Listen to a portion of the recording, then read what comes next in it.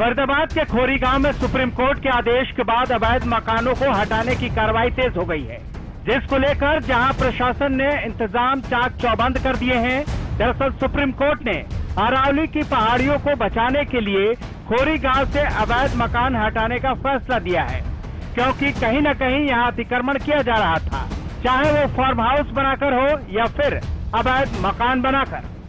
आइए ग्राफिक्स के जरिए नजर डालते हैं सुप्रीम कोर्ट के खोरी गांव को लेकर क्या आदेश है।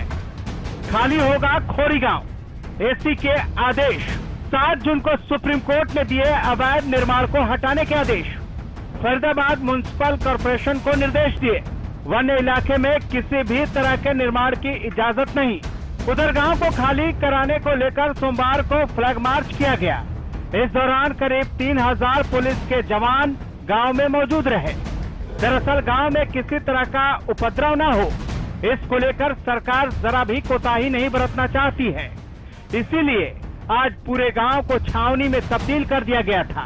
वहीं मंगलवार को कई लोग मकान खाली करके जाने लगे, मगर उसी वक्त की राजनीतिक दलों ने सियासत शुरू कर दी, जिसके दौरान आज के राज्यसभा सांसद सुशील गुप्ता भी खोरी गांव पहुंचे, मगर उसी वक्त सुशील गुप्ता को हिरासत में लिया गया। इसके साथ ही पुलिस ने राष्ट्रीय राजमार्ग स्थित सराय ख्वाजा चौक पर जमा हुए लोगों को भी हटाया और वहां भारी संख्या में पुलिस बल को तैनात कर दिया गया। आपको बता दें कि सांसद सुशील गुप्ता ने पैदल मार्च करने का फैसला लिया था, लेकिन एहतियात के तौर पर पुलिस ने सुशील गुप्ता को हिरासत में लेने के साथ साथ आम आदमी पार्टी के कई नेताओं को घर पर ही नजरबंद रखा। आइए आपको ग्राफिक्स के जरिए दिखाते हैं गांव को खाली कराने को लेकर सवाल क्यों उठ रहे हैं। खाली होगा खोरी गांव, क्यों उठे सवाल? इतने सालों तक क्यों प्रशासन रहा बेखबर?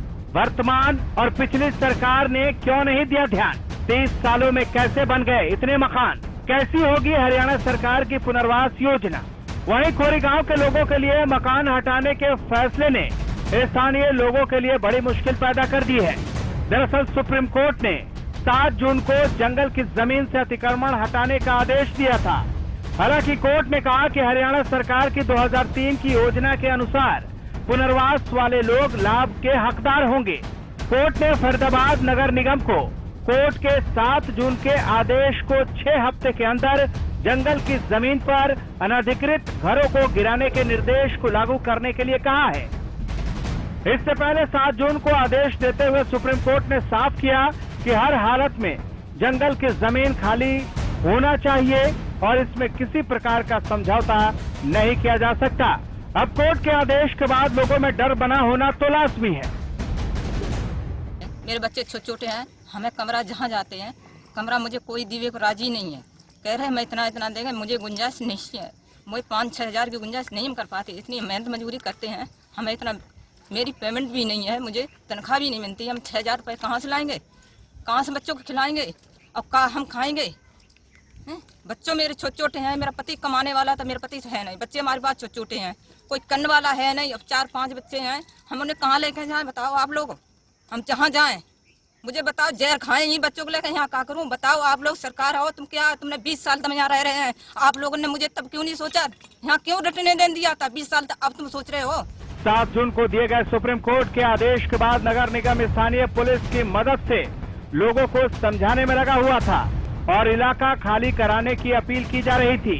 इस दौरान स्थानीय लोगों ने सड़क पर जमकर हंगामा भी किया था, लेकिन कानून से ऊपर कोई नहीं, ये तो हर किसी को समझना होगा, क्योंकि ये सर्वोच्च न्यायालय का आदेश हर किसी को मानना जरूरी है।